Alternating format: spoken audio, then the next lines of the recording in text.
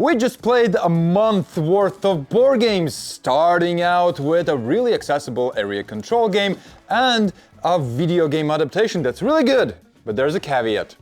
Must be a video game adaptation month, because I also played a really good MOBA adaptation into a board game form. But it was really good. It was so good. How good? Let's find out. We're gonna tell you everything you need to know about these games, how they're played, and then we're gonna rank these in 3 different categories. How much did we enjoy playing them? we'll start with my adaptation, which is Onward. That is a MOBA video game adaptation in a board game form. It's actually pretty quick, even though it looks big, and it's for 2 to 4 player. Quite medium weight. MOBA means Massive Online Battle Arena. You'll have your heroes, other player will have their heroes, and you'll battle it out. This is the arena you're gonna be fighting in with your heroes, minions, and monsters. To the death! You'll be playing a team of heroes with their unique abilities. Your goal is to destroy the other team's gate. Hiya! Victory. You'll be playing through rounds, and each round you'll be choosing a hero to activate. When both players have selected their heroes, they flip cards and see who goes first. When you activate your hero, you'll have a certain amount of movement points and attack points.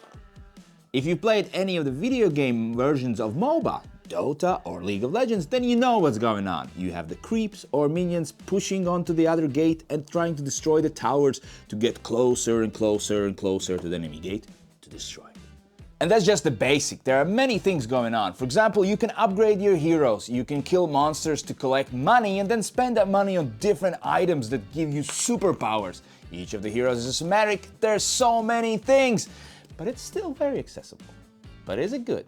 I haven't played a lot of MOBA games. I've played 2 hours of Dota, so this was my first experience with this type of game. And there's so many things to love. You pick 4 characters at the beginning of the game, and there are so many different ones to pick from. They're all unique with unique abilities. When picking a character, you also have to take into account when is it going to activate. This one's gonna go first, and that is super important. And these little choices, which character, when to activate. And all of this within an hour or less, which makes an amazing 2-player game. Also, my wife really liked it, so that always helps. This is the deluxe version, right? This is, usually these little guys would be tokens, these towers would be tokens, and this? Also a token. Pretty much the only thing that would be a miniature is the heroes. But I think we should go onwards also and talk about some negative things, because it's not all good, right? There might be some. One of the negatives might be the round structure. It's not very intuitive. For example, phase 7 happens only like once every 4 turns. Alright, you need to follow along that. Yeah, it's a bit confusing at first. Once Janis will finish up gushing about the game, he will rank it in my collection if he really likes it and would buy this if he would not have it. Friend's collection if he would be happy to play it, just doesn't have to own it. Or other collection if it's not for him, because what does he know? What does he know? I'll tell you what I know. No, what do you know? Onward was a game that I didn't expect to love, but ended up really liking. I can't wait to play it again and again and again. So obviously it goes into my collection. This was like a hidden gem. I heard some good news about it, but it's really great news. On this note, I also have a video game adaptation right here that also has this big box. But will it continue the hotness of being in mine collection? I think my box is bigger. Yours is bigger. We have already kind of figured that out. Valheim is a survival crafting game for 1 to 4 players, medium weight, and it takes about 2 hours to play. Exactly, and those will be really good 2 hours, because it's, well, spoiler alert, really good. Valheim is a very successful video game about survival, building some stuff, and then fighting monsters. And board game follows the same recipe. You will be doing all of that as one of the characters, crafting some equipment and gear and trying to defeat the baddies. Whenever you feel ready, you can summon the bad guy. If you defeat him, you win the game. But watch out, if you run out the event cards, you will lose. In this board game, you will be able to move around, discover new places, and in those discovered new places, maybe find some resources. And if on the way you meet any bad guys, you will roll a bunch of dice and try to defeat him before he defeats you. And the game is run by an event deck. You just flip the card around when your turn is finished and read it. And so on and on until you win or lose the game. What I really love about it, it encompasses everything you want from a survival game. You craft things, you actually build your own house. Build a bed, place it inside your house. And you can cook food, use it. Everything in the video game is here in a very accessible form. I said there is a caveat, right? This is a really good video game adaptation, but it's way too easy. Remember the bad guy? Well, once you summon him, you remove all the cards, woo, and turn this around, which makes this unique track where you need to fight the final boss fight. The board has its own rules, the monster has his own unique cards, and the fight should be very unique and interesting, right? Well, not really. If even one of your characters get one special cool power card, which you will, you just one-tap him. Or close to that. It's super easy, it's anticlimactic and not that fun. Anything else here? Well, let's talk about it. So, Mr. Yanis, where do you think this video game adaptation lands in our ranking? Until you got to the bad part, I would have said it's on top of this guy. But now I'm not so sure. Maybe like on top of the Friends collection? On top of the Friends collection. Would be great if it would keep up the suspense until the end. It doesn't. Yet, survival and everything else there is great. That's one of your favorite video game genres, right? Oh, I guess he didn't survive. Yes, it does. Oh, that's what I thought. But next game on our survival list is... What? Why is it so small? Why have Dorfromantik... What? Well, it keeps the recipe of the original game, which is 30-minute, quick, light, and chill game. And we love the original one. We have a review on it, but is this worth our time? Your time? Welcome to the calm little chill village. You'll be adding tiles to the board to score points. And the more you get, the better you feel.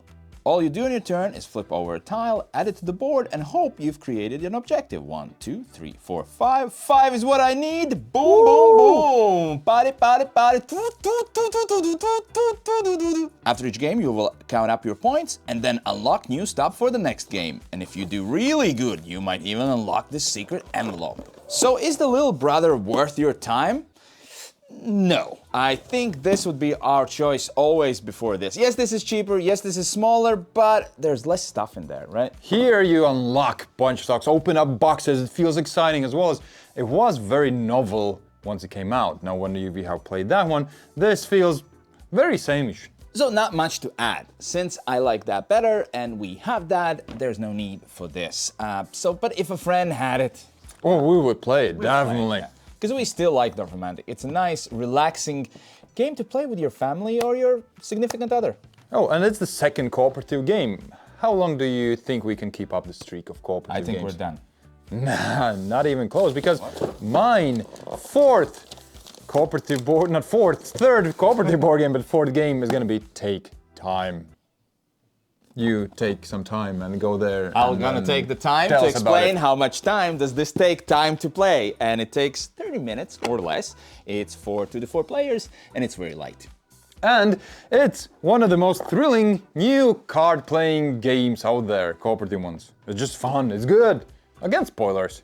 And also, if you thought he was going to hug me just now, he was going to. This is a cooperative game where you will play out some cards and, well, hope for the best. Each turn you will get cards and you will have to play all of them. This clock in the middle sets out how you need to play the cards, or else you lose. Since all the cards were played face down, only when all cards have been played, you will be able to turn them around and see, did you mess up or did you fulfill the task? And the game comes with a lot of folders, and in each of them you will have different clocks, each with their own rules. Oh, that one looks great. That one looks... We still haven't played that one. Nah. There's so many. Many. So this game follows the same formula as The Crew, which is this card-playing board game where you cooperatively need to work out the problem. I don't see that. I think The Mind is closer to that. Still fits the criteria. I think that what hits me off on this one is that's a trick-taking game, and then you say, oh, it's like The Crew, and like, oh, I love trick-taking games, and it's not a trick-taking game, so you're gonna mess it up. But this is more closer to that, because it's like placing cards. Well, let's agree to disagree. And also, since it follows the same formula as these two, kinda, you also will always know who messed up. You can figure it out. So if in your friend group you're always the one who blames other people, then it might not be the best of time. For us, it's the best of time. Ranking this won't take time, like not at all. It's great, it's in my collection, it's fantastic, I love it, booms. Let's go. Oh, well, you got me sold on all the co-op games, so let's just continue with some more co-op games. And this one's a heist game, which is very nice. And how long does it take to play, Jans? It takes around an hour to play, and it's pretty medium weight, I'd say. It's light. It's medium It's weight. light. We'll Come talk on, about I'll it. show you why it's light. It's light. It's medium weight. Welcome to the heist game, where no safe is safe from your gang. You are a gang breaking into this building, trying to crack 2 safes. I'll be the rook. Oh, that's a good choice. I'll be this guy, because he's old and I'm old. You will play one of these guys peeking into adjacent rooms, moving into those rooms, and then trying to avoid the guards. And also hacking things. Yeah, hacking's the best. If you get caught too many times, you will lose the game. But if you hack the safe and then successfully escape to the helicopter pad, you win the game. The best thing about this game is by far its replay value. Look at all these different rooms and they're shuffled randomly. Then we also have our different abilities. Then we can get items that help us. The guard is gonna move unpredictably. We're talking who's gonna do what. Are you gonna come help me destruct the guard? Oh my gosh, no 2 games are going to be the same. And it feels like a heist because we're planning things, messing things up, and then hopefully getting out. But it's gonna be a tall task.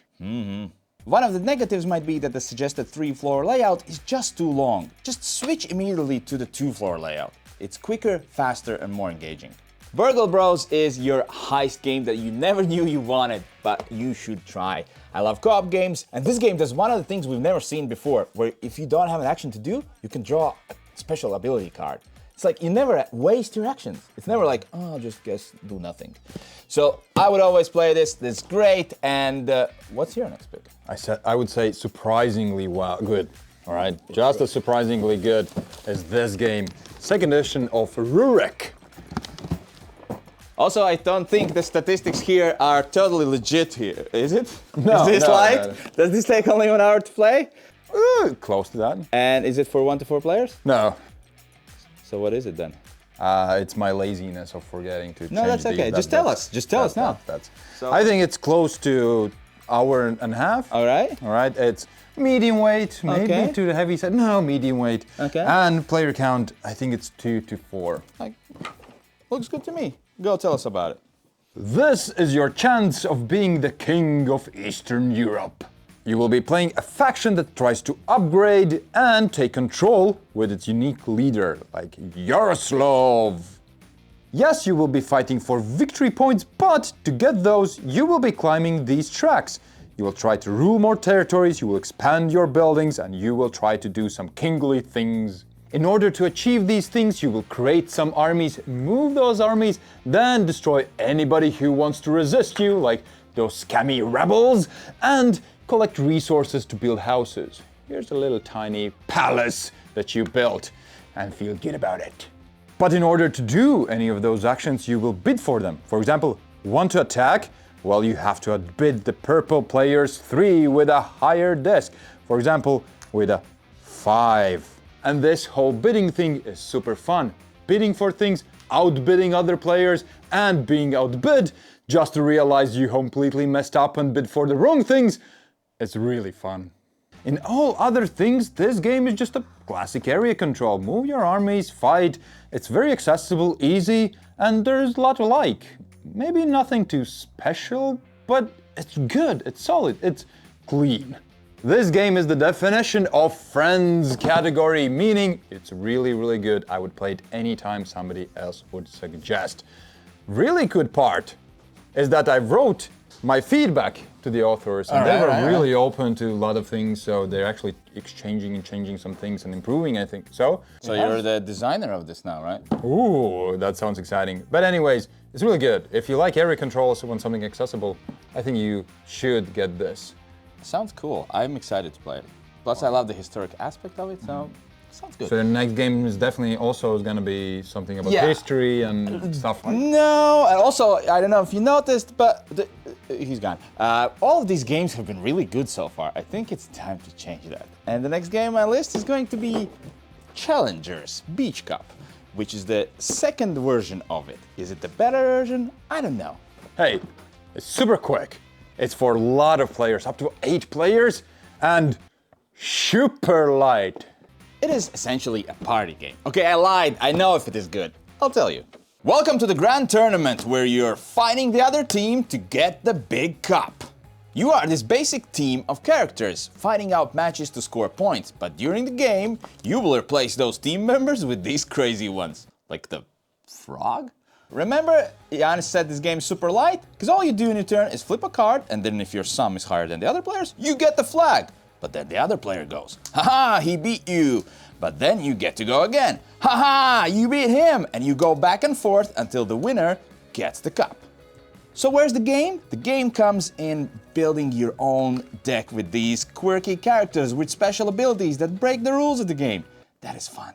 I think I'll add these to my deck. This game gives me the collectible card game feel, where I start with a deck, and then I open a booster pack and, oh look, I got the rare fairies, adding those to my deck, and then competing with the other players. But how does that compare to the previous version? Well, this one's way better. I've played a lot of this, but I've played a lot of this on Board Game Arena, in real life, with my kids, with friends. Can't play it away a little bit more. Let's play it. Yeah, it's great. I think you know where I'm gonna rank this. I love this game. I think this might be one of my favorite games of all time this year. We'll see. So it goes into my collection. If I didn't have it, I'd buy it. If you don't have it, give it a try at least. But what's your last game for today? Oh, it's a white box. Wow.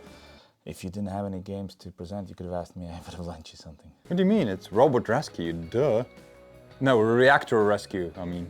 It's Reactor Rescue. Sure. Mr. Sayus, add an animation, please, all right? Because it's hard to get. No, it's correct. Yes, it is what you're saying. It's bad, it's bad. So this white box is meant approximately for 1 to 4 players, is light. Yes, because it's not even a real game. And it takes an hour to play. What do you mean? What do you mean it's not the real game? You just open it up and... Uh-oh. Welcome to one of the most unique board games I have ever played, and I mean it. You're the owner of the spaceship and it gets destroyed, so you have to rebuild it. To rebuild it, you need to get spare parts to slowly put the ship back together. And once you have collected all the spare parts necessary, it's time to build up that part. But watch out, you only have 2 minutes to do so. Wow, this fake game looks really real and cool. All right, it's time to put this big mouth to the test. Hey, Mr. Giannis, 2 minutes starts now. What do I have to do? So Mr. G in 2 minutes needs to build up this scheme. Let's go. Woo, 2 minutes. Go, go, go, go, go. I missed the last lecture. What do I have to, wait. Here are the wires. Oh, okay, I got it. So something yellow. I need something, what's the little in the yellow? Oh, this is the yellow thing. Right. It's not coming. Not going well. It's, oh, you can pull it out. Okay, wait. You don't have to pull anything out. I need to pull everything out, so. Don't have to. It doesn't matter where they stand. What matters is just it works. For 2 minutes we're gonna check how well has he made it, or rather, does the ship work? So once these 2 minutes are gone, you turn on the battery and see if your system works. In this case, nothing goes out of the battery, so there's a problem there. I wasn't ready yet. But if somebody who's a bit more experienced than Giannis would work, then probably the motor should work, the light bulb should come out on, not out on, and other things should happen. Since you did not do anything, like literally nothing, you did nothing in these 2 minutes, then a bad event happens, but you will have a chance the next time when it's your turn. Again, 2 minutes. How it should work is when you turn on the battery, you check the system. For example, here's a green light, so it worked, you check later. This bulb should work, right? It's not working. But it's set on a sensor. So closer you are to the sensor, it comes up. So this works really good. Then here you should have RGB light and you check, all right, all lights work. So I set up this system right. And the last thing, fingers crossed this motor works. Yes, it's a liftoff! Finishing the scheme just helped me rebuild my ship. And once I, for example, fill in all these top fields. I permanently get a item, for example, one of those thingies that you need to use. So it's easier to build more and more trickier schemes. This gets your attention. My kid, even my 3-year-old, kept asking, can we rebuild the ship, please? It's super fun to do this. For a grown-up or for a kid, you can spend hours doing this and it's still fun. Just sensors, motors turning, and you're educating your kid. If it's ever been a question with other board games, well, it's never been, right? You're teaching stuff to your kid. This one gets it to the next level. Yes, they should work on the graphic design, but not just the box. It's gonna come out in 2026 and this will be beautiful cover probably. But also the game itself, it's pretty dark for what it is. It should be more fun. Yeah, like Wall-E kind of type of thing, right? It also could be quite expensive with all the circuits. I don't know the final price for it. Yet, with all that said, it's so fun building up the circuit. Well, I remember how you wrote to me like first time you played and you said, you need to play this with your kids. I think this must go into your collection.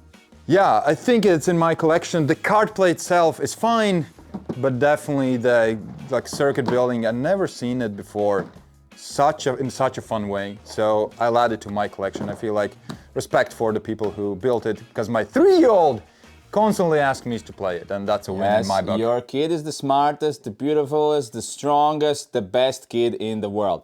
Also, he did in 2 minutes the thing you couldn't, so... Let's not talk about the past, talk about the future, where we have to figure out what is the best game of the month. We have never had this many games in that. Really? Yeah, contention. It's a good month. Like most of them. Good are month. there. Let's see which is the best one. So quite the competition for game of the month. Which one are you eliminating? Because this is how we do it. We eliminate one by one and see which one is left standing. Okay, I'll eliminate this. I loved it. It's great. Yeah. But it's just a little rough around the edges, right? Yeah, some rules questions when you're playing for the first few times. Yeah, so what? I eliminate this because it's just the white cover. It's not out yet. Plus, it's also for a very specific audience. I loved it. Everyone with kids who wants to try that will love it, but not the game of the month. I don't know. Can we have more than one game No. of the month? Come on, come on, all three. We're done, thank you. No. Eliminate one. Okay, I'm gonna eliminate this, I guess, even though I love this a lot. I haven't played this, so I think it's on you. I'm sorry, I usually don't do this, but this time I think it's on you because you have played both of these. I would obviously pick this because I have played it, but I want to play this. So it's on you. It's goodbye from me. Please, while Giannis is thinking, be sure to subscribe, like, support the channel, because this is the only way how we can continue making these fun videos. So which one? All right, so this is on me. So for the first time ever, we're gonna have 2 games of the month. Quickly, Mr. Sives, end the video before it comes back. No! Mr. Sives, no, no, no, no. It's take time in that case. If you can't make any decisions, then we're picking this kidding. It one. was just all for the views and likes. It's Onward. No, they're both great. I don't know. Can I take get time?